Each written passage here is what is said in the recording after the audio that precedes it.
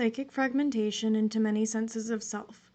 If dissociation is consistently implemented as a coping mechanism for traumatic experiences in early life, before ages 6 to 9 when the personality is fully formed, this can lead to the development of many defined senses of self, maintained by dissociation. This is known as dissociative identity disorder, or the closely related, otherwise specified dissociative disorder. With dissociative identity disorder, 2 or more distinct identities exist within one body.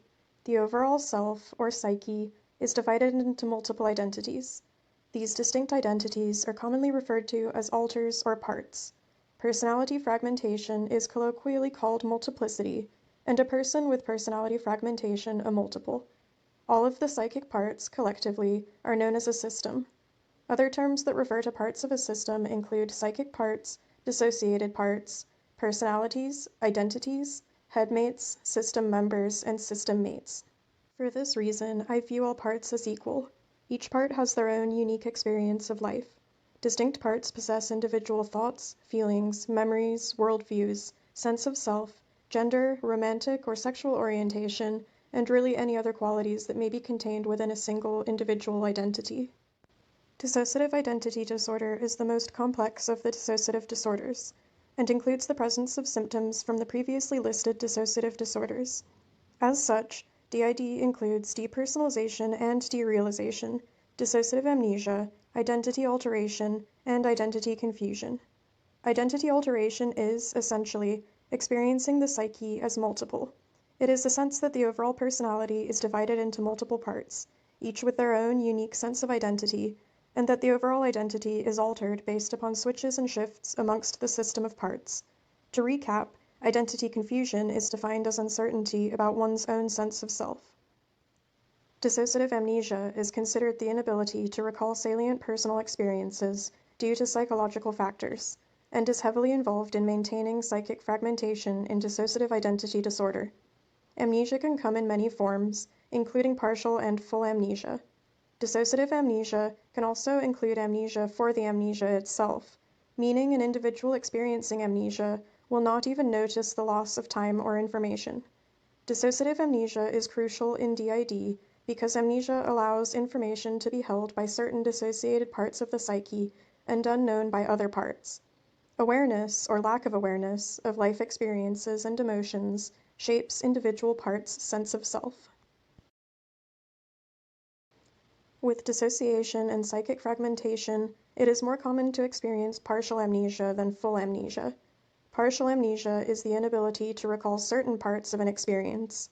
This can manifest as possessing objective awareness of an event, like knowledge that it happened, but without conscious awareness of details, such as what effect it had on the psyche, lack of awareness for related emotions or cognitions. Partial amnesia is adaptive because it shields an individual from overwhelming aspects of the experience, without causing the disorienting repercussions of full time loss. Full amnesia, the inability to recall any parts of an experience, is perceived simply as lost time. This is comparable to the experience of an alcohol-induced blackout, and occurs with psychic fragmentation when dissociation between psychic parts is elevated. Similar to partial amnesia is microamnesia, which is amnesia for small amounts of time, such as seconds during shifts within the system. Once the psyche is fragmented, in cases such as dissociative identity disorder, each part develops their own sense of self. Each part's individual personality is formed as they experience life and relationships. In this way, each psychic part forms a personality in the same way that a single personality is formed. Psychic parts may also be deliberately halted from forming their own personalities by being kept dissociated, effectively stopping them from connecting to their own experience and forming their own personality. In my case, my psyche fragmented as many psychic parts developed defined individual personalities. Meanwhile, my own experiences were hidden from my awareness, and so my own sense of self remained unconscious and unexpressed for much of my early life. Dissociative identity disorder was formerly known as multiple personality disorder, but the name was changed to dissociative identity disorder to more accurately portray the condition, dissociation that causes the experience of multiple senses of self, not a personality disorder, as MPD incorrectly implied. Although DID forms during the early years of life, it is often not diagnosed until around age 30 on average. as it is difficult to detect due to its covert nature. The roots of psychic fragmentation in chronic instability, insecure attachment, and childhood trauma. When a child is terrified and needs support but is alone, the psyche protects from further suffering by detaching awareness of experiences. In a sense, fragmentation and dissociation is the psyche's self-care system. In order to ameliorate trauma when unsupported, the psyche must take care of itself, and this is done with dissociation. With dissociation, missed needs and overwhelming feelings are distanced from conscious awareness. The psyche ensures its own preservation by fragmenting experiences. This environment of missed needs and emotional disconnect can lead to what is known as complex post-traumatic stress disorder, also called developmental trauma disorder. CPTSD involves psychic fragmentation and dissociation. In CPTSD, dissociated parts hold sensory experiences, but not a differentiated sense of self like psychic parts present in DID. Unmet dependency needs, disrupted attachment, and overwhelming emotional states can all lead an individual to develop CPTSD.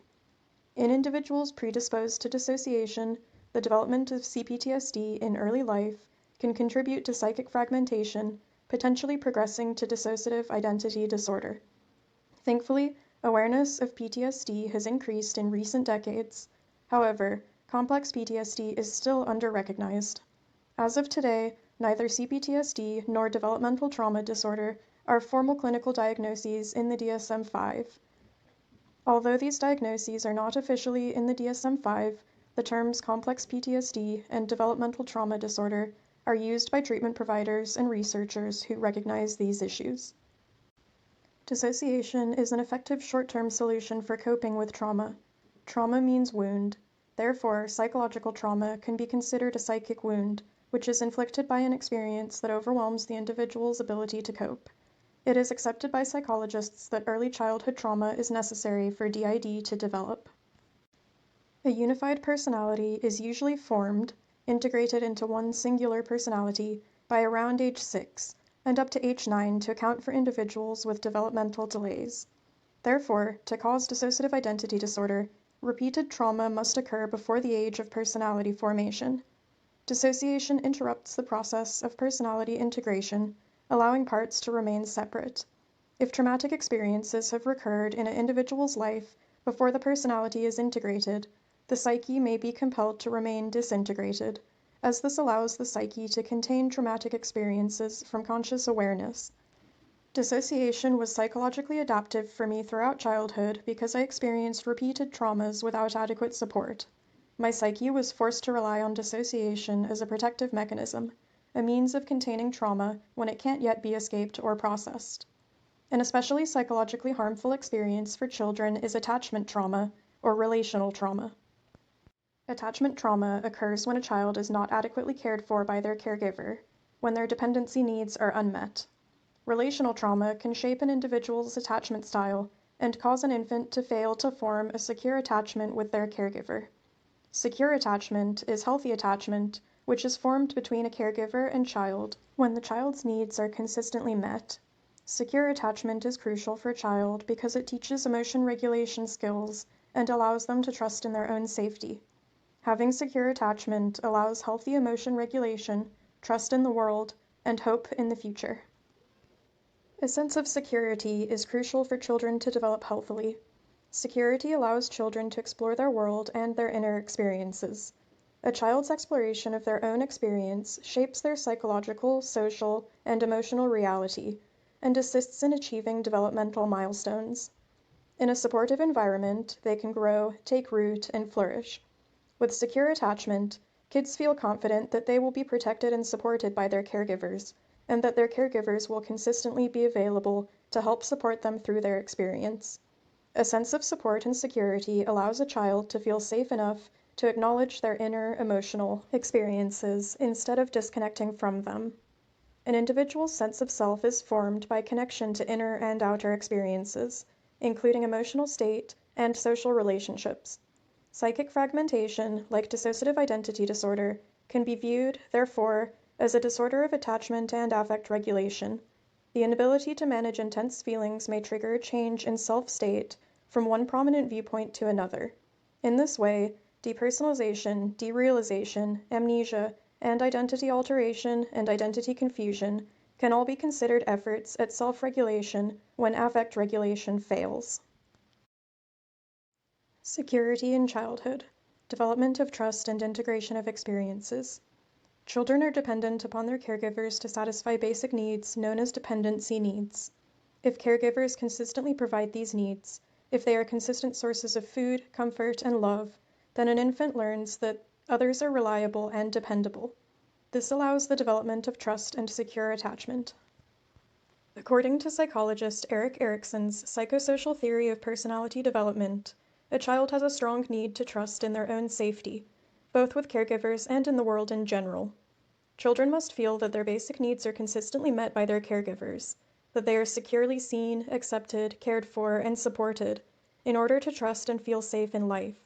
The need to trust is one of the primary needs a child holds, especially in the first few years of life during which they are completely helpless.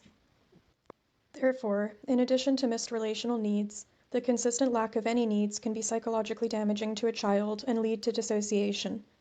Other dependency needs include physical security and emotional support.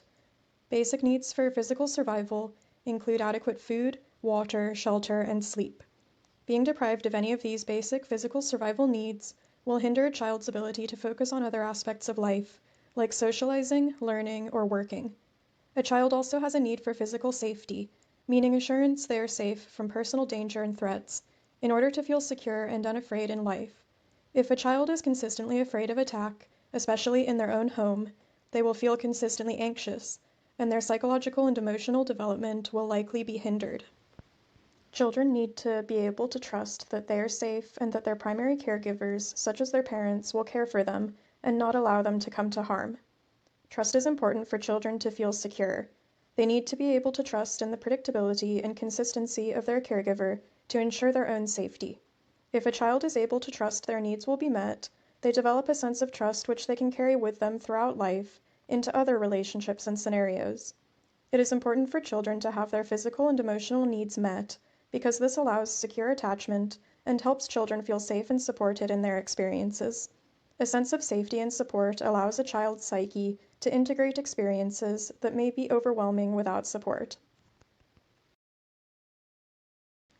When a child's physical survival and physical safety needs are consistently met, a child may consciously acknowledge their emotional needs. Basic emotional needs include a need for love, emotional connection, secure attachment, affection, understanding, and belonging. Children need assistance with emotion regulation and are ideally taught these skills from parents. Additionally, to develop healthy self-esteem, children need a sense of being seen, respected, and valued as a unique individual. They also need a sense of mastery of experiences, which engenders a feeling of capability and autonomy. When a caregiver meets a child's emotional needs, this allows the child to feel safe, secure, understood, accepted, and supported, enough to explore their world and acknowledge their experiences. The term psyche means soul. When a child feels stable in their world, their psyche is able to integrate their various experiences over the first several years of life into one unified sense of self. Conversely, if dependency needs are unmet, a child may be unable to integrate their experiences. Instead, experiences like unmet physical and emotional needs will remain disintegrated, compartmentalized within the psyche. In this sense, the psyche may fragment, thereby quarantining certain experiences from conscious awareness. In this episode, I have outlined dissociative identity disorder and how it is caused by instability in childhood. I have described the importance of attentive caregivers and stability in childhood for healthy psychological development. In the next episode, I will further explain how insecurity in childhood leads to the development of mistrust and disintegration of experiences, resulting in dissociative disorders. I hope you have found this information helpful, and thank you very much for listening.